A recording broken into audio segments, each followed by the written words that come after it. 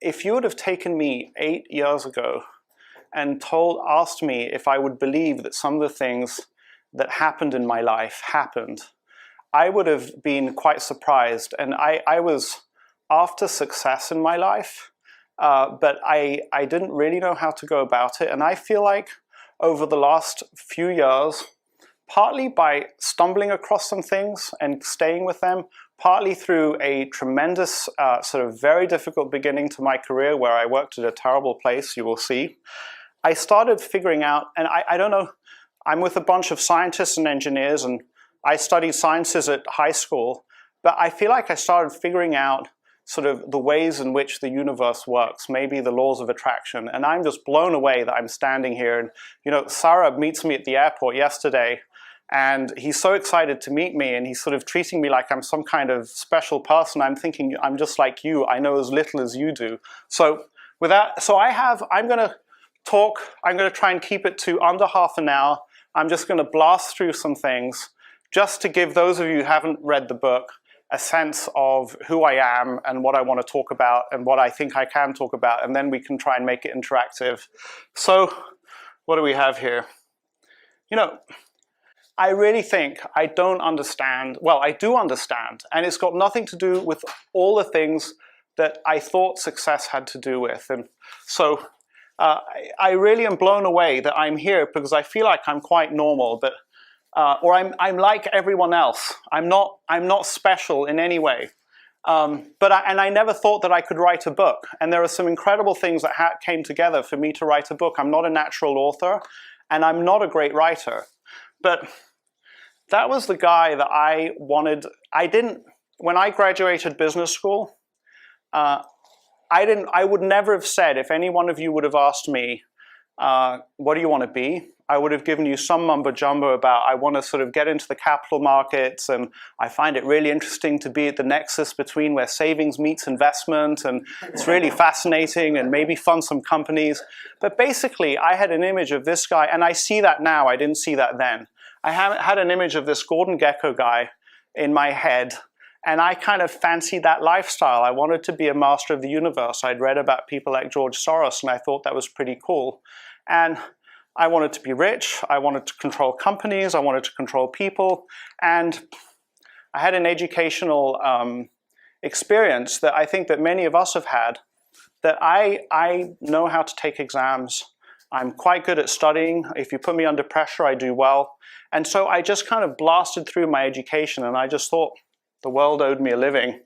And don't ask me how, well, I guess you can ask me because I'm here for you to ask me, but so I graduate business school, and I end up working at a place. So I don't know, I'm sure some of us have seen this movie.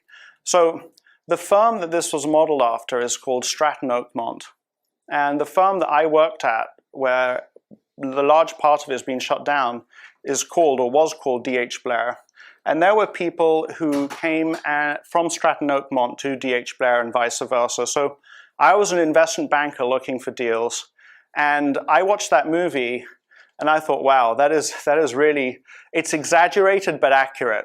So they take exactly the same things that were happening at the firm that I worked at, and they turned the volume up. And I asked myself today why on earth I went to work there. But then, even having gone to work there, I spent 18 months there.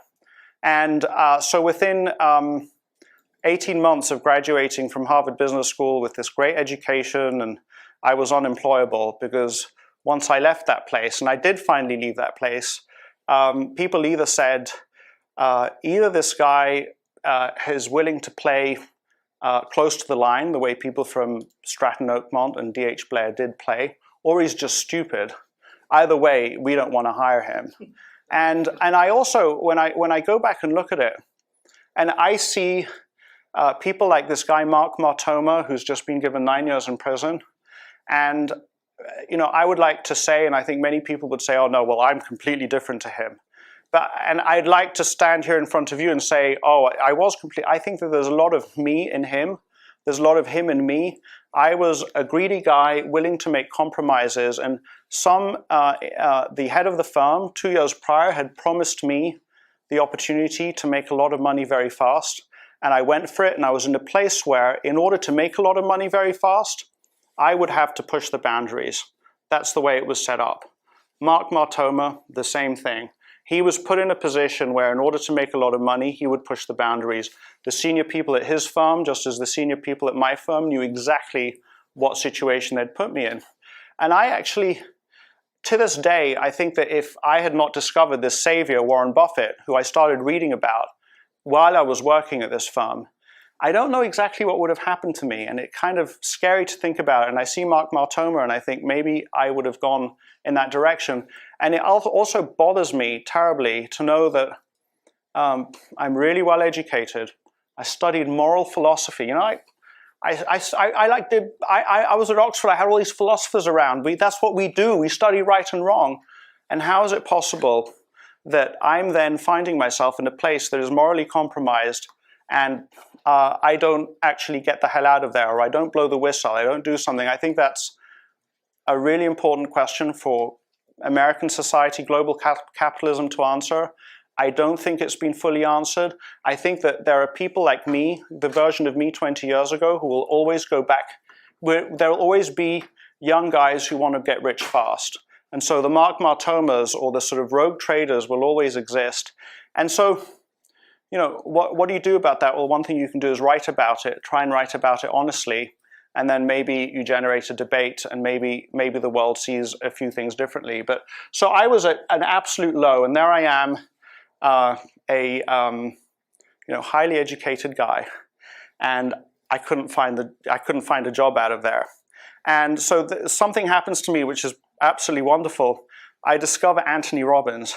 So I don't know who's been to an Anthony Robbins seminar, but the amazing thing is that I was so arrogant, and I thought that I knew everything, and that everything to learn was to be learned from Harvard Business School and from Oxford and similar places, that I didn't believe that a guy like Anthony Robbins could teach me anything. But at around that time, I came and did an Anthony Robbins seminar, actually not far away from here. It was somewhere in the Bay Area. And it kind of opened me up to a whole new way of looking at the world. And again, and I sort of think that I started figuring out rules for how to improve my life from that point. And then fast forward 10 years, I got some modicum of success, and people start misattributing it.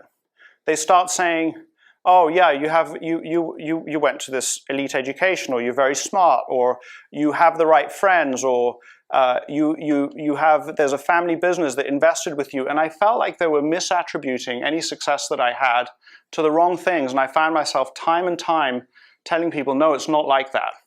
There are other things that happen. There are other things that actually, it sort of sounds strange to say, there's a technology of success, there's a technology of going about succeeding in life that I learned it because I had this terrible fall straight out of business school. And